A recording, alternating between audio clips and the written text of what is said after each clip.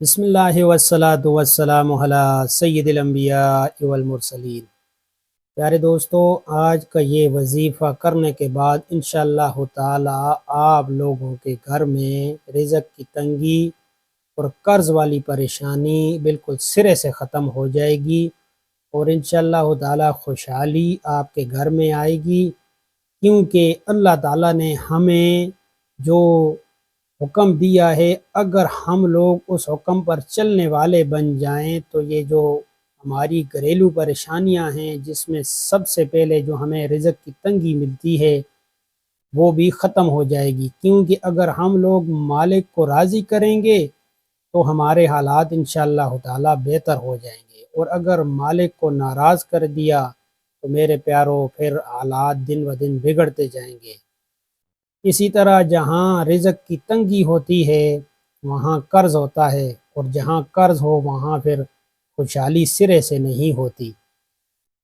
تو اس وظیفہ کو انشاءاللہ تعالی آج سے آپ لوگوں نے شروع کر دینا ہے، اور سب سے پہلے جو مین بات ہے کہ آپ نے سب سے پہلے اپنے اللہ کو راضی کرنا ہے اور گناہوں سے اپنے آپ کو بچانا ہے، اور ساتھ ساتھ روزانہ اس وظیفہ کو بھی پڑھنا ہے کہ وہ وظیفہ کیا ہے کہ سورۃ الاخلاص یعنی قل هو اللہ احد کو روزانہ 100 دفعہ بعد از نماز فجر بسم اللہ شریف کے ساتھ پڑھنا ہے، اور اس کے ساتھ دوسری تسبیح جو کرنی ہے وہ ہے درود شریف کی تسبیح۔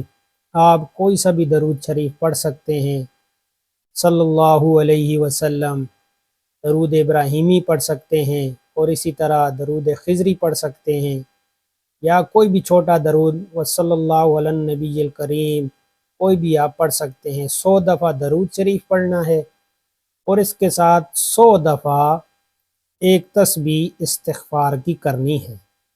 اب آپ استغفار بھی کوئی سا پڑھ سکتے ہیں، سعید الاستغفار اگر پڑھیں تو وہ نہایت ہی بہتر ہے۔ استغفر اللہ الذی لا الہ الا هو الحی القیوم واتوب الیہ، یا استغفر اللہ واتوب الیہ، یا استغفر اللہ رب اغفر لی، یا کوئی بھی چھوٹا استغفار آپ لوگ پڑھ سکتے ہیں۔ اللہ تعالیٰ نے کلام پاک میں ہمیں کیا فرما دیا؟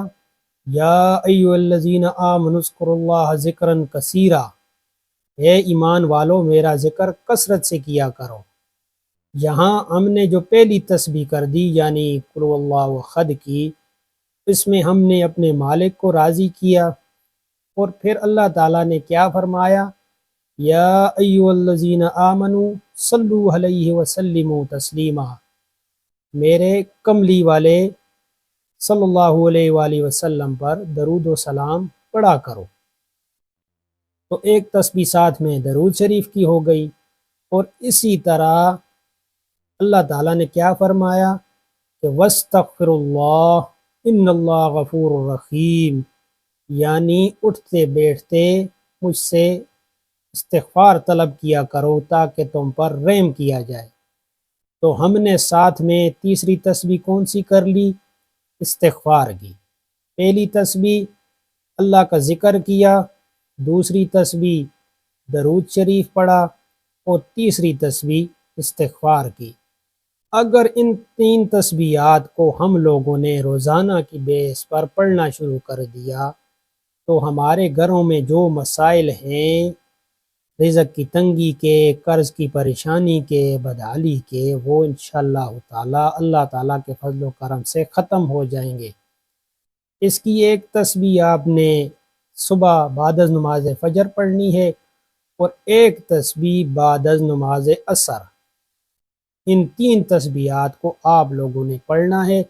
انشاءاللہ تعالی آپ کے گھروں میں رزق کی تنگی، پریشانی اور قرض والی پریشانی بالکل بھی ختم ہو جائے گی، اور اللہ تعالیٰ آپ کی رزق میں فراوانی اور کشادگی کر دیں گے۔ لیکن ساتھ ساتھ آپ لوگوں نے اپنے آپ کو گناہوں سے بھی بچانا ہے۔ اگر ہم لوگ مالک کو ناراض کرتے رہیں گے تو پھر میرے پیاروں مسائل بڑھتے ہی رہیں گے۔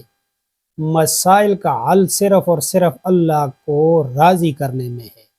اگر ہم نے اپنے اللہ کو ناراض کیا تو پھر 3 تسبیحات کیا 300 تسبیحات بھی پڑھتے رہیں گے تو یہ ہمارے کام بننے والے نہیں ہیں، کہ جب مالک راضی تو تمام کام بن جائیں گے، اگر مالک ناراض تو پھر جو کام بنے ہوئے ہیں وہ بھی بگڑتے جائیں گے اور زندگی جوں کی توں گزرتی رہے گی۔ تو اپنے آپ کو گناہوں سے بھی بچائیں، اللہ تعالیٰ سے معافی مانگیں، اور ان 3 تسبیحات کو روزانہ کیا کریں۔ انشاءاللہ تعالیٰ آپ کے گھر میں رزق کی تنگی، قرض والی پریشانی بالکل بھی باقی نہیں رہے گی، اور اللہ تعالیٰ کے فضل و کرم سے آپ کے گھر میں خوشحالی آئے گی۔ اللہ تعالیٰ ہمیں گناہوں سے بچنے کی توفیق عنایت فرمائے، اور پیارے نبی کریم صلی اللہ علیہ وآلہ وسلم کے مبارک طریقوں پر چلنے کی توفیق عنایت فرمائے۔ آمین ثم آمین۔